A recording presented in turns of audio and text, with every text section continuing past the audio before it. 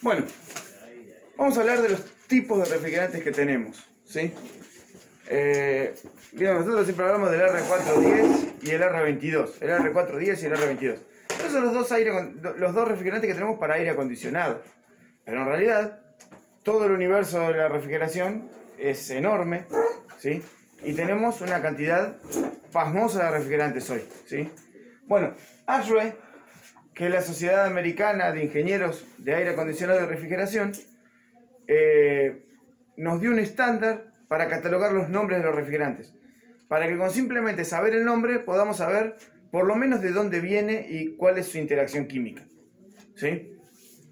Por ejemplo, los del tipo 0, en realidad entre el 0 y el 100, ¿sí? Son los tipos de metanos. ¿Qué significa metano? Que tiene una sola molécula de carbono en su molécula, ¿sí? Desde el 0 hasta el 200, o hasta el 300 mejor dicho, hasta el 299, son todos refrigerantes puros, sus moléculas son puras, ¿sí? ¿Qué significa? Que cuando nosotros revisamos microscópicamente ese refrigerante vamos a encontrar que son todas las moléculas exactamente iguales. Por ejemplo, el R12 es diclorodifluorometano. ¿Qué significa? Que tiene 2 cloros, 2 flúor y 1 de carbono, ¿sí? Cuando pasamos al siguiente son los etanos. Los etanos significa que tienen 2 moléculas de carbono, 2 átomos de carbono en cada molécula, ¿sí? Y después están los propanos, que tienen 3. Ya no me pides que me acuerde de memoria un refrigerante, porque cada átomo de carbono tiene 4 enlaces. 3 átomos de carbono tenemos 12 enlaces dando vuelta por ahí para armar unas cadenas monstruosas de átomos que es imposible de recordar, ¿sí? Los refrigerantes puros, de nuevo, cuando lo analizamos, lo revisamos, todo lo que hay dentro del refrigerante es siempre lo mismo, ¿sí? Una vez que pasamos al grupo de los 400, por ejemplo el R410, ¿sí? En realidad es una mezcla de distintos refrigerantes, pero es una mezcla zeotrópica. ¿Qué significa eso? Que es una mezcla que no es estable, ¿sí? Si yo mezclo pintura roja con pintura azul, voy a tener un color cercano al púrpura, pero ya no lo puedo separar. A eso se le dice mezcla azeotrópica. Una vez que lo mezclé, no lo puedo volver a separar. En el caso de las mezclas zeotrópicas, sí se separan. ¿Cómo se separan? Los elementos más volátiles se van a evaporar primero, ¿sí? Entonces, los refrigerantes del grupo 4, como el 410, el 407, que lo usamos mucho, siempre y en todo lugar se cargan en forma líquida, ¿sí? Porque si lo cargamos en forma de gas, ¿qué va a entrar por la manguera? Primero las cosas más volátiles, y lo más pesado va a quedar dentro del tubo. Un ejemplo clásico de una mezcla azeotrópica: tequila. Ese seguro que lo conocen todos, ¿no? ¿Qué es eso, profe? ¿Eh? No sé, a mí me dijeron alguna vez tequila y yo lo repito, pero me contó un amigo. No, ¿qué pasa con el tequila? Bueno, el tequila es una mezcla de alcohol, agua y un saborizante, ¿no? El saborizante del agave, ¿no? Bueno, ¿qué pasa con eso? Si nosotros lo destapamos, lo primero que va a pasar es que el alcohol se va a ir. Después se va a ir el saborizante y solamente nos va a quedar agua, ¿sí? Eso es una mezcla azeotrópica, ¿sí?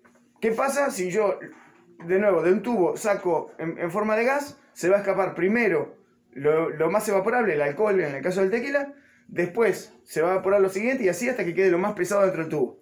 Entonces, si nosotros cargamos en forma líquida refrigerantes del grupo 4, ¿qué nos termina pasando? Que terminamos teniendo algo que no es R410 en el equipo y algo que no es R410 en el tubo. Ya ninguno de los dos queda siendo R410. La mezcla se arruinó, ¿sí? En cambio, los azeotropos del grupo 500, por ejemplo el R502, es un refrigerante que usamos mucho para freezers de ultra baja temperatura. Estaba medio sumido en el olvido el R502 hasta que ahora, con esto de la vacuna, que hay que mantener a 60 grados bajo cero, volvió a estar de moda. Dijimos, teníamos algo que llegaba a esa temperatura. Bueno, sí, el R502. El R502 lo podemos cargar en forma de gas, no pasa nada. ¿Por qué? Porque es es ceotrópico, no, es aceotrópico. Una vez que se mezcló, como que se quedan agarradas las moléculas y no se vuelven a separar. ¿Sí? Sigue siendo una mezcla, ya no es un gas puro. No es que la molécula es toda la misma. Hay dos cosas mezcladas. Pero una vez que se mezcló, se mantienen estables. Saco gas, sale todo mezclado perfecto. El líquido que queda todo mezclado perfecto. ¿Sí? Y los últimos dos grupos que también son refrigerantes puros, pero se diferencian porque son refrigerantes naturales. ¿Sí? Por ejemplo, en el grupo de los orgánicos, vamos a tener por ejemplo el R600.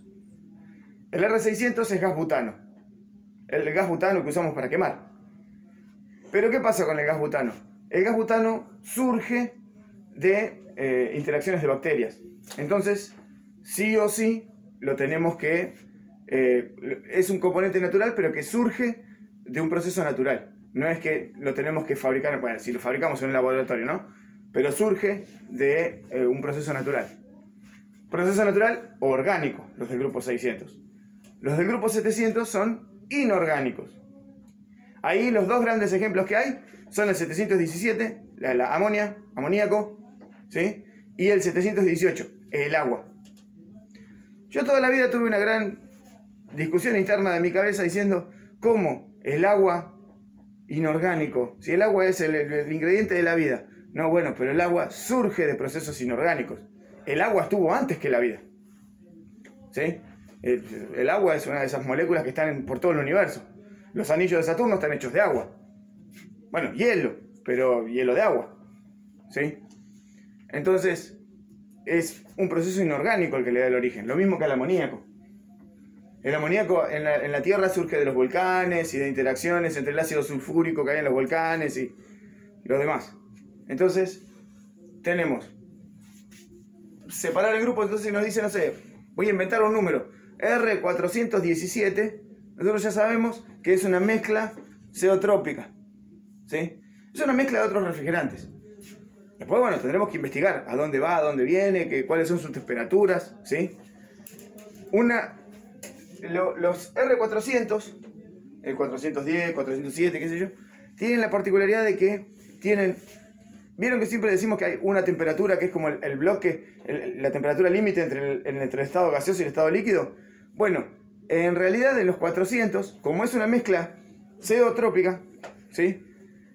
¿Qué pasa? No tenemos una temperatura, tenemos una especie de bloque, ¿sí? Es distinto cuando se está evaporando a cuando se está condensando. Entonces tenemos una pequeña zona muerta en la cual podría ser gas, podría ser líquido, podría ser cualquier cosa. ¿Sí? Bueno, era más o menos para mostrarles cuáles eran, porque yo vi que estuvieron repartiendo de contrabando estas listas de refrigerantes y que nunca les expliqué de dónde salía todos los nombres de los refrigerantes, los números, ¿sí? Cada compañía después le da nombre que lo fabrica, qué sé yo. R12 y R22, justo los dos se llamaron Freon, ¿sí? El R410 lo llamaron Genetron por un tiempo, ¿sí? Pero en realidad es más fácil recordarlos por el número, ¿sí? Obligatoriamente el número tiene que estar, no importa si le dieron un nombre comercial. El nombre real del refrigerante es la identificación que tiene por ASHRAE, ¿sí? Y ASHRAE se basó en la catalogación de UPAC, que es la Sociedad de Químicos, la Sociedad Mundial de Químicos, ¿sí? Son los que inventaron la tabla periódica. Bueno, en realidad la tabla periódica la inventó Dmitry Mendeleev en Rusia, pero después los que la estandarizaron fueron los de UPAC. Se juntaron y dijeron, bueno, vamos a poner esto acá, esto allá, cuáles son los números atómicos de cada elemento. El número atómico no, bueno, pero los pesos y determinadas medidas, UPAC las determinó. Entonces UPAC fue el primero que hizo esto y ASHRAE lo tomó y lo mejoró, ¿sí?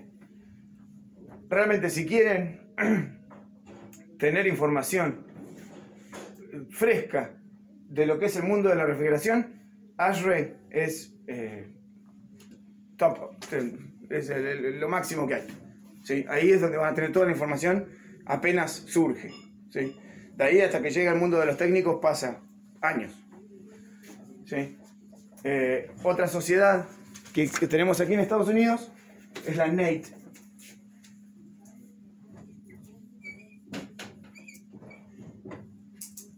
Que es una sociedad que se encarga de certificar a los técnicos en aire acondicionado.